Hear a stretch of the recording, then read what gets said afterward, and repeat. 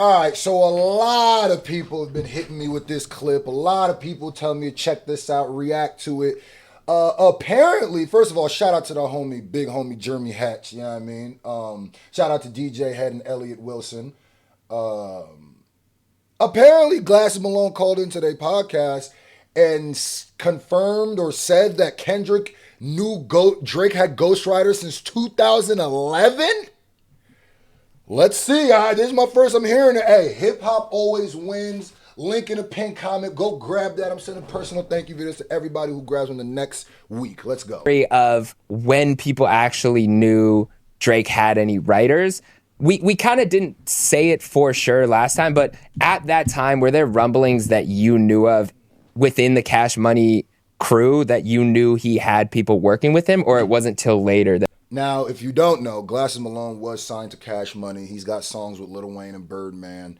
And I guess I never even thought of that. And shout out to Glasses, too. That's my G. I was getting so excited to get into the video. Shout out to my G. You know what I mean? Check out me and Glasses' song. You can just type in Screwface on Glasses Malone. Put a Rack, I think it's called. And we did that like years ago before I was popping. Or before anybody, that sounds weird to say before I was popping. Before anybody knew who I was, Glasses reached out, so that's a real one. So if there's somebody who might have the connections, I mean, he's been on the Kendrick side of things. He's been on the Drake side of things. He was literally signed to Cash Money, so he might know. Crew that you knew he had people working with him, or it wasn't till later that you had heard those rumors? The first person that brought it to my attention, and I don't know if this right to snitch on him, is Dot. Dot is the first person that brought it to my attention. But I'll be honest, when he first came, it was always, we knew it was a pop approach from a pop artist. He was introduced kind of as this Nickelodeon kind of kid to the people at the label. Now, which makes sense because he was on Degrassi, and I'm not gonna lie to you. When I watched Degrassi was literally on Noggin, and Noggin I'm pretty sure Noggin was an extension of Nickelodeon. So he's quite literally. When Degrassi played in America, I know a lot of people watched it on Noggin growing up. Y'all remember Noggin? Y'all remember Noggin? Yeah, so I could see why when he brought there the presenter, let's go this Nickelodeon nigga right here. He going da-da-da. But it's so crazy because watching Drake since Degrassi, I never thought it was like that because they had episodes in Degrassi where he was rapping and stuff. I guess I never wanted it. I always wanted to think that he was the one doing all of this stuff. So I guess it does make sense. Like, yeah, he's more like a pop act. But like, and if that was the case, why didn't you lean more into that? Or why did you just start like loving the smell of your own farts to the point where you're like, oh no, I'm the best. I'm not just a rapper. I'm the greatest rapper. Where it's like, why would you do that if you knew you were basically like a project? He was kind of as this Nickelodeon kind of kid to the people at the label. And, talking to him, he was a well-mannered dude. But when they pressed play, you could just tell he was like a savant when it came to making records. Like, it was just nice. Yeah. So now that I understand what's happening, like, that would make sense. You know what I mean? Especially a lot earlier than we think. You know what I mean? Was that 2011? Yeah, I'm thinking it's around then, but I don't think. By the way, the fact that Jeremy is wearing a Dodgers hat, he's from Canada, if you didn't know. They made him wear it. Shout out to Jeremy. That's my G, man. Not too much on Jeremy, you dig it? But, yeah, that's...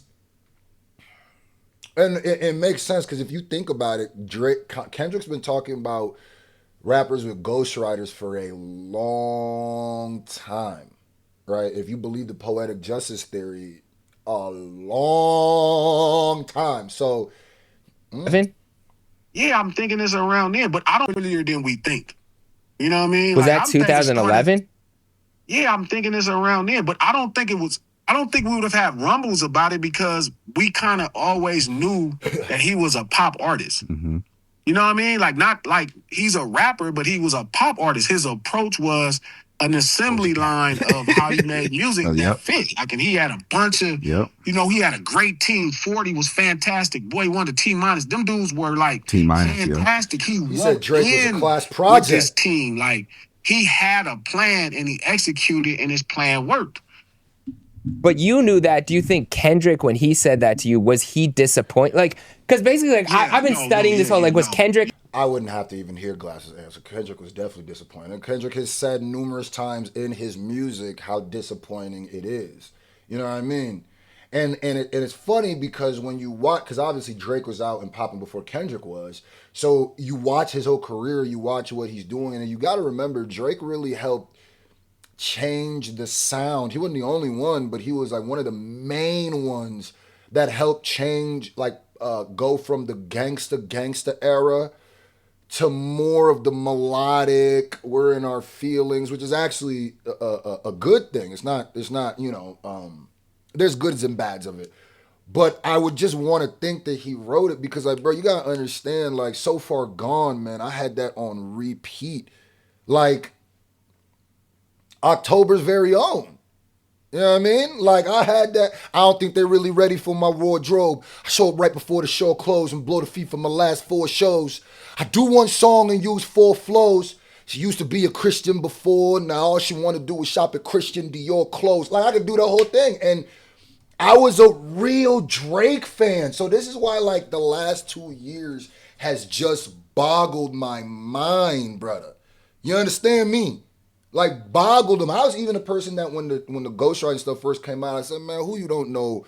I mean, I didn't even say who you don't know. So I said, like, okay, cool. Because when it first came out, it wasn't like as much as it is now. So I went, all right, cool. But, I know Drake right. I know Drake right for others. I know that. But then after years of reference tracks, after years and years of this stuff, of these rumors of people coming out, of the taking songs, after years that you start going, dang, man, what did you write then? What did you write? I want to know this because, like, I used to argue for you, brother. You know what I mean? God damn, bro.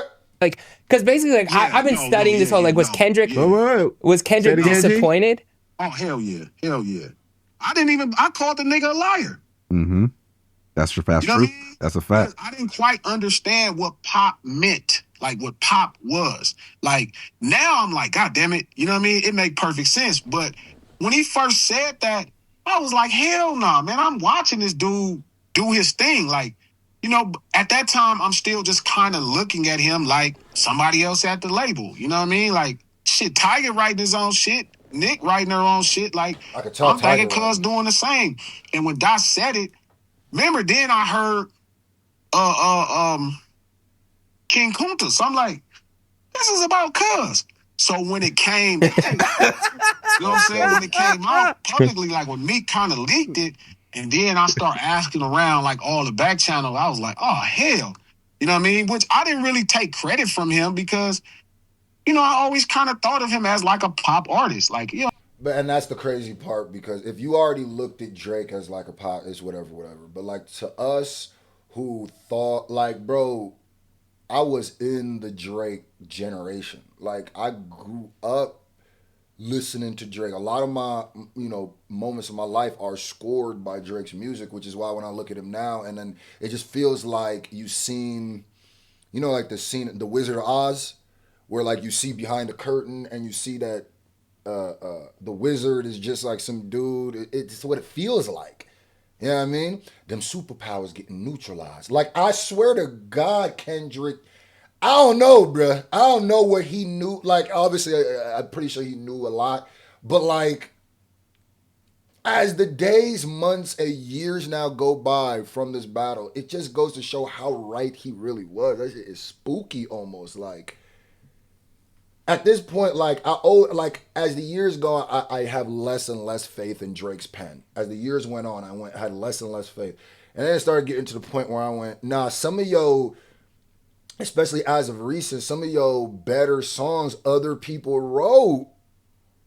Like, him as like a pop artist. Like, that's like being upset that you discover Madonna don't write her own songs. I thought of it more like Ye. Like, I looked at it like, I think Kendrick was probably upset because he was looking at Drake as his competition, which he said at that time. Exactly. And he's like, I want to be the best rapper of my generation, which you are right now, because Drake was in that spot. I think he was like, damn, this is who they're looking at like that when I'm doing all this extra. I think that was around the time. Was that around that time when we were on that tour? I feel like that's when Kendrick got mad because he's like, bro, I'm competing all natural. This nigga got PEDs, man. This nigga got all balled out, bro. He juiced to the gills, bro. That boy on horse tranquilizer. How y'all going? But you still all natural. Natty or not, Drake's lyrics. We ought to put, someone get Greg Doucette, we ought to put Drake's lyrics on a Natty or not. It was right after. It was right after we came back from that tour. Right after. Yeah. But when he told me, I was like, nigga, hell no. I'm like, you know what I mean? But I didn't. Now, in hindsight, it all makes sense. You know what I mean? His approach is very much like Michael Jackson. He just got multiple Rod Tempertons. You know what I mean? He said it openly a million times, and none of us ever paid attention that this was his approach, because we've looked at rap.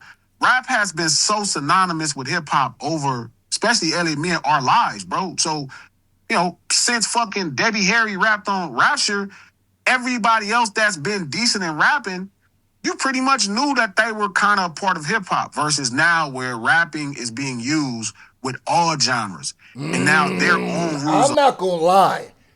Glasses is cooking. Wow. That might be one of the most poignant ways of describing what's going on. We, for our whole lives, thought rap and hip hop were the same thing. Well, I'm a hip hop head, so I knew that rap was just the music of hip hop, the culture. Just like breakdance, dancing in general is a part of the culture. There's other forms of art, whether it's graffiti, sculptures, paintings, whatever. That's all hip hop stuff. So like, we just assumed rap and hip hop were the same thing. Little did we know that rap was an action, a verb that other people have now taken into other genres, which muddies up what are. That's why, like, I've always been confused why people consider Post Malone a rapper. I kind of just accepted it, but I was like, why is he a rapper if he sings? Is it because he's rhyming? Oh, most singers rhyme. What are we talking about? Then Michael Jackson's a rapper.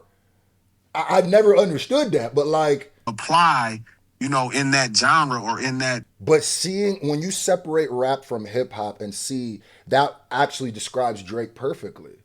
Because there are pop stars who rap. There are country stars now who rap. There are, damn, that is deep. You know, that whole collective of how they approach making records. But it's not hip hop. Because it's not of the culture of hip hop. I don't even know, like, Glass is 100% right, but I don't know if I like that. It's true, but it feels weird where it's like, it's cultural appropriation at the highest level where you can separate what was the verb of the culture, like, and then just put it into other things and then erase the cultural side of it. That has to be cultural appropriation. Where it's just like, damn. So he's always had this really brilliant approach at how he was going to make records, but he also understood he was taking it all from a pop perspective. Mm-hmm. Yeah, no, I agree. All right, good looking. I Thank you, Glasses. The only thing I disagree with is I don't think Drake even if he knew that in his heart, he did not present himself like he was doing this in a pop angle. He doubled, tripled, quadrupled down, and he was doing this as a rap angle. He should be respected as a rapper. Niggas need to respect his pen. He's quoted. He said all of this stuff before. So I think Glasses is right with his behind the scenes, but no, forward facing, he presented as a rapper. Not only did he present as a rapper, he was challenging that he was the best rapper rap has ever seen type shit. This nigga said he was next after Jay-Z, bruh. Come on, brother. He said that. I don't think Madonna finna go, yeah, I'm next after Big Daddy Kane. Like, and you can still... But nah, Glasses cooked that.